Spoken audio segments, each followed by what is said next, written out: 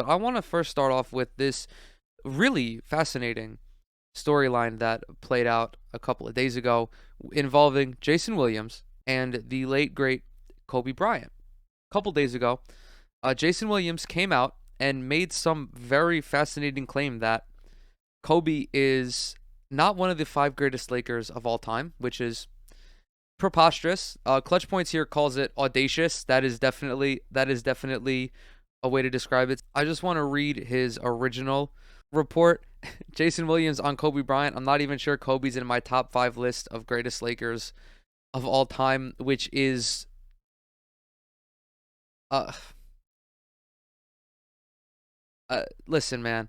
I know that the Lakers are the most storied franchise in the NBA, but nearly one third of their championships was won by a singular player. Well, a singular player, but he didn't win all those titles by himself, obviously. But Kobe was there for nearly a fifth of the Lakers' titles: 2001, 2002, 2003, and then 2009 and 2010. Five titles. Could have, potentially had six. I mean, wherever you rank Kobe Bryant on your all-time list, there are people who have him top 10, people who have him top 5. He's easily top 15, and I think putting him outside of the top 12 is quite disrespectful. For me, he's in that weird gray area between 9 and 12, where you have like Shaquille O'Neal, Tim Duncan, Jerry West. Even though Jerry West doesn't have the same championship pedigree as Kobe Bryant does, definitely he's in there. Kevin Durant, Steph Curry are creeping up to that top 15 area as well. But, I'm not here to split hairs over the greatest of all time, because there really is such a small margin between all of the guys, definitely in the top 10 and in the top 12. Obviously, the first tier, who I consider to be guys like LeBron, Magic, Jordan, Kareem, and then, we'll throw maybe Bill Russell in there as well. Guys who not only have all of the accolades, but also have really cemented themselves as untouchables, as actual legends, as actual icons. And you could make a case for Kobe in there as well. There are a handful of guys that you could throw into the top five if you wanted to. I'm talking about Hakeem, David Robinson, Larry Bird, Wilt. I mean, it's splitting hairs at that point. We're not talking about Kobe Bryant versus somebody like Charles Barkley, right? No disrespect to Sir Charles, but I think there's a larger degree of separation between those two than, say, Kobe and Kareem, for example. But for Jason Williams, for White Chocolate, for one of the most entertaining players the NBA has ever seen, for him to come out and exclude Kobe from his top five it's blasphemous, it's audacious, it's preposterous, it's just downright insane. And I don't understand how he came to that conclusion, because off the top, the five greatest Lakers of all time, Magic's there, Kareem is there, Shaq's there. I really don't see a world where you don't have Kobe in that top five. Because if you want to, get freaky with it and throw LeBron in there, I could see why. But to me, LeBron is the greatest player ever to wear a Lakers uniform, but that doesn't necessarily mean that he's the greatest Laker ever, because guys like Magic, Kareem, Shaq, and Kobe had more of a role in shaping the franchise into what it is now, as opposed to LeBron, who's just coming in and perpetuating this legacy of greatness. And I'm not trying to downplay LeBron as a Laker, because he does have a title, but his signing with LA was not as grand as it was, arguably the greatest player of all time signing with arguably the greatest franchise. It's not the same if Kobe and Shaq don't win 3 titles together. It's not the same if Magic and Kareem don't win 5 titles. So just with that explanation, obviously Kobe belongs in the top 5. And Jason Williams, he first said what he said, and then he goes on Instagram to address it. And instead of doubling down like most people do on the timeline, they post cringe, and then they double down on posting cringe, because this is what you do. That's how you conduct yourself in today's day and age. White Chocolate goes, well, what's up, world? Purple heart emoji. So I noticed I kind of stirred the pot, so to speak, last week with my comments about Kobe. Prayer hands emoji. I've seen some of your comments, but not nearly all of them. Some are positive, some not so positive.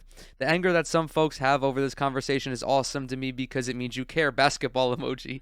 Now, with that being said, let me explain what I meant last week. First off, Kobe Bean Bryant is the greatest sparkle emoji, Lakers sparkle emoji ever. Period 100. I love the dude, Jason Williams. I know he's not that old, but he writes like an older person does. Like my grandma does this shit all the time, and obviously my grandma's in her 80s. She's not like close to 50 like Jason Williams is, but she'll just put emojis somewhere, like random ass emojis in between sentences. She'll, send a whole bunch of heart emojis at the end, and it's the cutest thing ever when she does it. But Jason Williams is just I love the use of emojis. It's awesome. He then went on to explain his earlier statement by reiterating his point about Kobe not being in the top 5. In the conversation you heard, my thinking was that we were talking about all the greatest NBA players ever who wore the Lakers purple and gold for at least one season. I wasn't talking about the greatest Laker ever because that's Kobe. Kobe is the Lakers. But in what I was saying, I was thinking about Wilt, Kareem, Magic, Shaq, LeBron. That's my top 5 players who ever played in a Laker jersey, in case you were wondering. Those players who, in my opinion, were/are better than Kobe. That's just my opinion. Doesn't mean I'm saying it's a fact. Shrug emoji, of course. So my bad if I've hurt any of y'all feelings. It's just my opinion, which goes back to what I was just saying about LeBron. There are great players who wore Lakers jerseys, but that doesn't mean that they're the same as Kobe, who helped build the Lakers into what they are now. Obviously, he pretty much, 3 of the guys he named deserve to be there. Kareem, obviously. Magic, obviously. But this is a weird comment to have, because when someone asks me who the greatest Laker of all time is, I don't automatically revert to J. Will's initial level of thinking. I don't look at it as to the greatest players who ever wore Lakers jersey. It's, again, the greatest Lakers ever, and I'm sounding very redundant here, but that's the only way for me to explain it. And if you're going to put Shaq in any list regarding the Lakers, you have to put Kobe as well. Even though I think LeBron ranks higher all time than Kobe does, Shaq and Kobe are arguably the greatest duo of all time. They're up there with Magic and Kareem, of course, Scotty and MJ, LeBron and D-Wade, Steph and KD. But if I think, we're talking about the greatest Lakers of all time, Magic, Kareem, Kobe, Shaq, and I feel like you have to go with Jerry West, because Wilt wasn't really a Laker like that. He didn't spend a majority of his years with the Lakers. Like, most of it was spent with Philadelphia. The Philadelphia Warriors, the fucking whatever you want to call them. I'm so bad when it comes to teams changing their fucking their names. So whether it's the Warriors or the Sixers, I don't equate Wilt with being a Laker, because Lakers Wilt is not the Wilt that we think of. This isn't the dude who scored 100 points in a game. This isn't that dude who averaged 50 and 25. Don't get me wrong. Wilt on the Lakers was twisted, but he only averaged more than 21 points a game one time. We don't associate Wilt with the Lakers. We associate Wilt with the Warriors more than anybody else. So it's just weird to put him in that same conversation. And whether you want to include Jerry West or James Worthy, I think it's got to be Jerry West, because if Bill Russell does not exist, if there's an alternate universe where Bill Russell is a lesser version of himself, or Bill Russell just does not exist at all, we're looking at Jerry West as probably the greatest player of all time. To go to the finals, what was it, 10 times or whatever it was, and just get fucking dumpstered every time, despite being the most talented offensive player on the floor. If Bill Russell and the Celtics are not the Celtics, the greatest of all time list looks very, very different. Of course, he apologized, which, it's great. It's fine that Jason Williams apologized. But then again, if you're one of those weirdos who are threatening Jason Williams and his family because he had a differing opinion than you in regards to Kobe, you need to seek help. You need to go outside. You need to touch grass. Just feel the wind on your face. Go take a walk. Listen to the birds. Just step outside. Put the computer away. Put the phone away. And just remember, it's an opinion. It's an opinion. This isn't something to get heated about. Okay, we're not discussing hot button issues regarding geopolitics or socioeconomics. We're talking about basketball. And I understand that for a lot of people, basketball is a huge passion of theirs. And I'm in the same way. I do get heated about certain topics, but only if it is something completely egregious. Okay? Like if someone tells me straight face that Draymond Green is not a Hall of Famer, I'm popping off.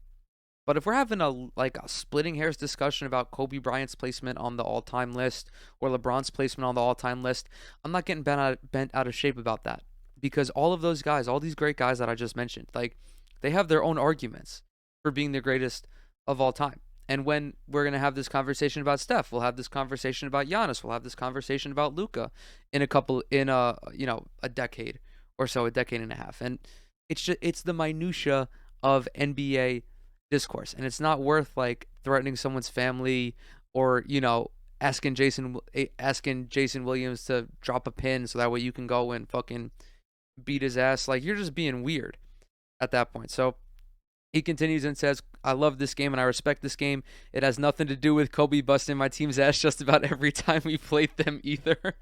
Really, the only difference between my opinion and y'all opinion is that I just happened to play against some of these dudes we're talking about, and that's it. And I'll do you one better. The people I've named are way above my talent level. Legends, goats, goat emoji, trophy emoji, hashtag Mamba. I'm not surprised that he's like, oh, these guys are obviously better than me, because as great as Jason Williams was, he doesn't compare to any of these dudes that he's mentioned. He doesn't compare to anyone in the top 50 of the all-time list. That might be a little disrespectful. I apologize. But listen, it's his opinion. He backed it up. He said that, there was a misinterpretation on someone's end, a miscommunication on someone's end. And this is kind of what happens when people are on social media or people are on, a mainstream TV program where you really don't have the area to explain yourself. At least I think that's where this happened. I can't remember, actually. Oh, no, he said it on a podcast. Just kidding. Although I didn't listen to the podcast, but that's a great forum for him to explain himself. He states something, he states his opinion, and then what you're supposed to do after giving your opinion, say, I don't think Kobe is top 5 Laker of all time because I'm looking at it as the greatest players ever to have worn a jersey. And I'm sure people still would have freaked the fuck out because that's just how things go on the internet. But at least at least from the jump, he could have at least referenced back to the show and been like, I mean, I gave you guys my methodology. Is it the right methodology? I mean, that's impossible to say, but this is how I came to this conclusion. And of course, stuff like this stings a little more when, Kobe, of course, isn't here.